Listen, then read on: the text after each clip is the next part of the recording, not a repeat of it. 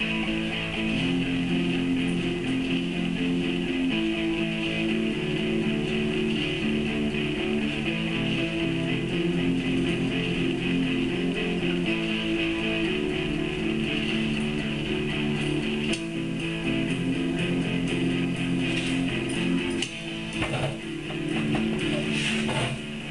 everyone, welcome to the Adam Josh Oral Blog, episode number 56.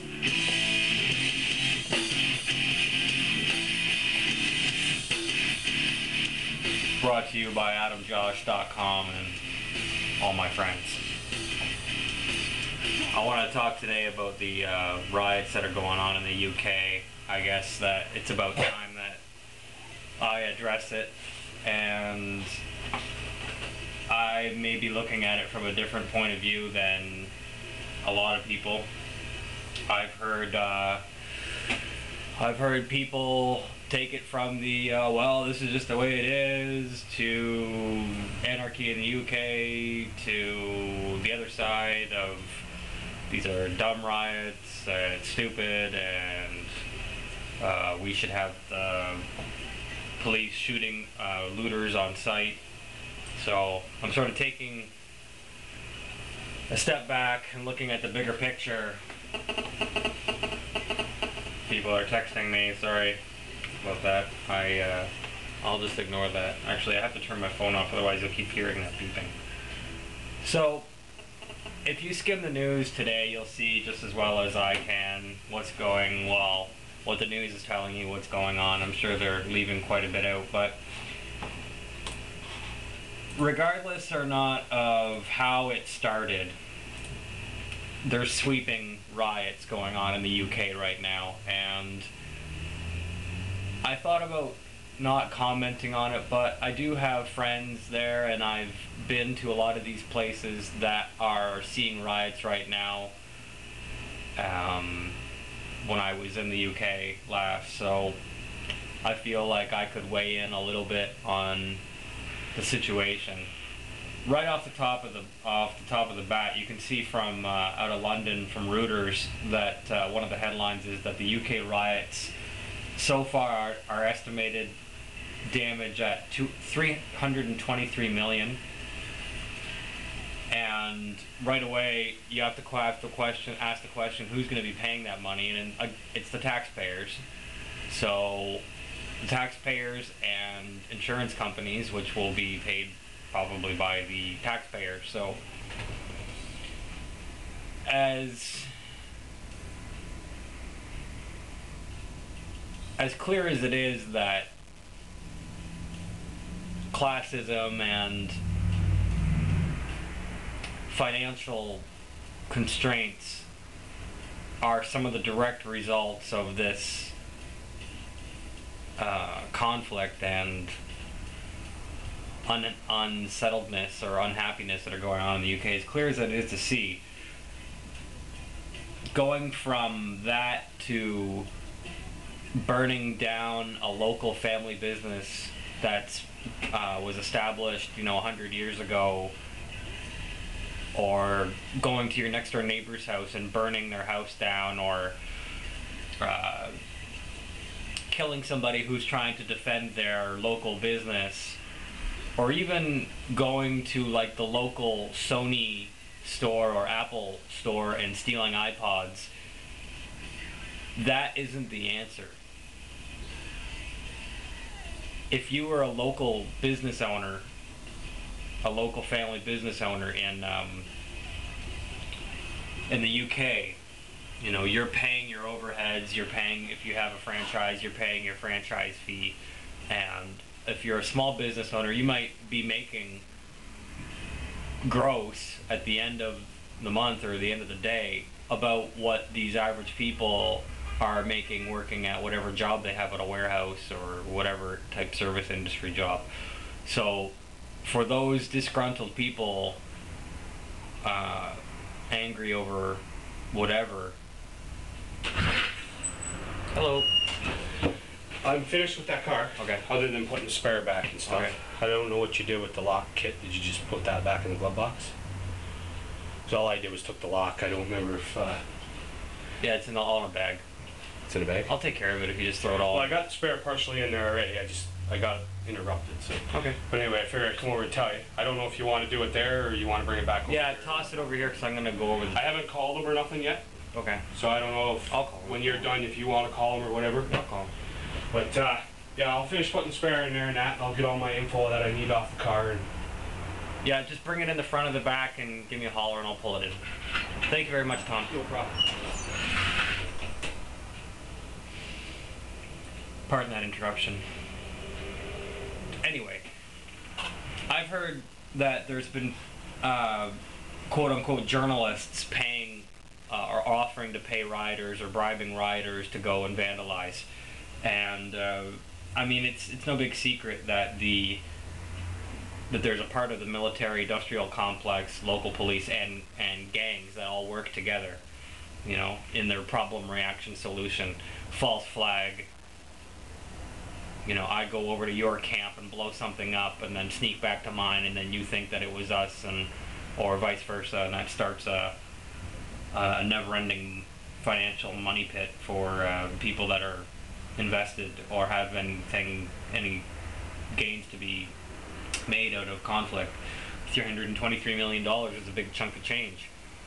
So now that people have died defending their local business, their family business, and family businesses are burned down, and your local stores are being looted, and your mom and pop shops are being shut down as a result of this damage, what message does that send to anybody? And I guess you could say that the people who are rioting are misguided. And what did I hear yesterday? I heard Max Kaiser of the KaiserReport.com talk about how what these people who are rioting need is a figure to stand in front of them and to direct them that if you are going to riot, you would want to riot or vandalize parliament buildings, the places where royalty lives, MI6 headquarters, Bank of England headquarters, and let it be clear that I'm not in any way saying that people should do that, and I'm not condoning it. I don't think that's the answer. But if people are rioting, it would make more sense to me that their rioting would be at the people or institutions that have resulted in their disgruntlement, not this ready, fire, aim business.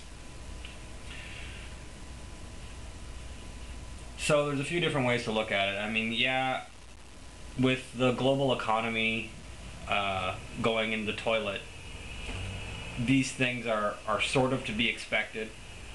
It's also convenient that the United States specifically has been setting up these infrastructures to handle riots, and it's not like economists and advisors to our geo elites don't know that when the economy sort of implodes or is insecure, then people are going to be rioting and getting increasingly more agitated. When people are left with nothing, they have nothing left to lose. And sort of everybody who looks at world events, everybody who ponders geo-financing and world news can sort of see this coming, and has seen it coming for a long time, and it's not global unrest is not anything new.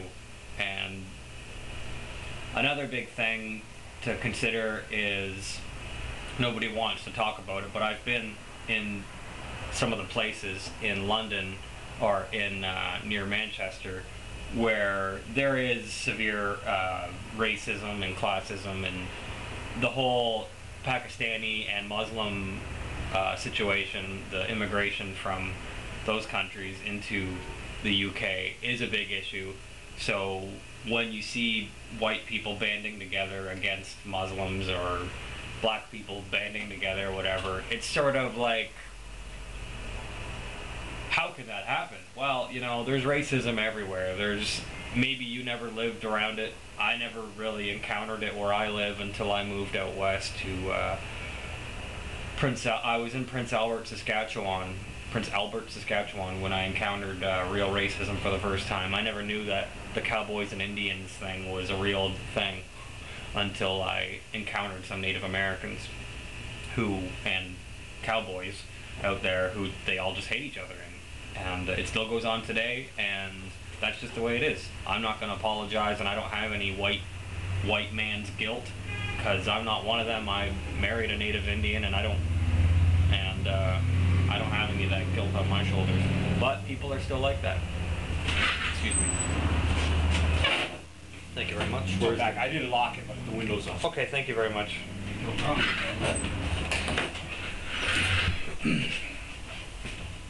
So, I'll wrap this up. In short,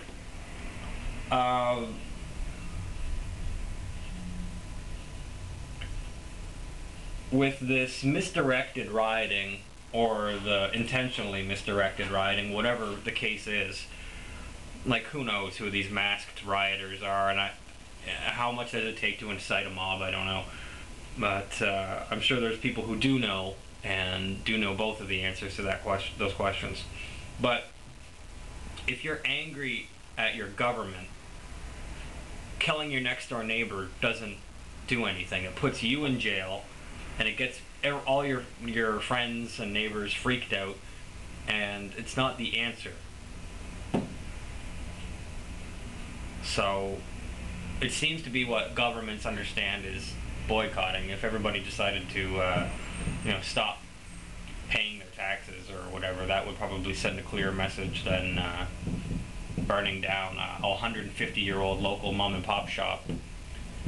So, as sort of fatalistic as it sounds to say that these things are to be expected, which is sort of true, and a lot of people that I've read and people's opinions that I respect are sort of saying this is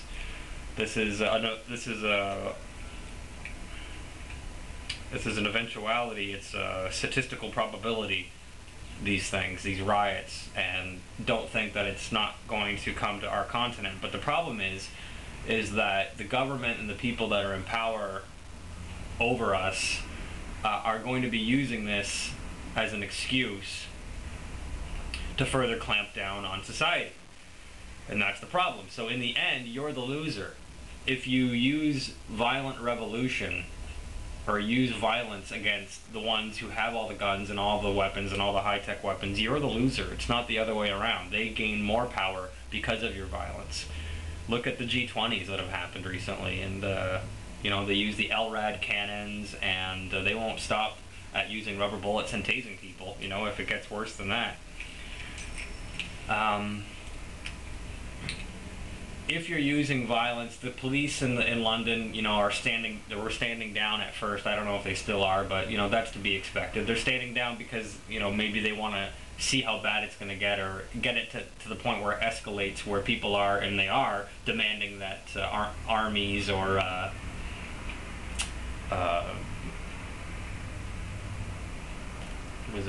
they're demanding that the army step in. They want troops on the streets. Police aren't going to do it. And there's people that think that if the people in the UK were armed and not a disarmed population, that would stop looters. I mean, if you go to somebody's house knowing that they have a shotgun, and it sort of would be a deterrent. And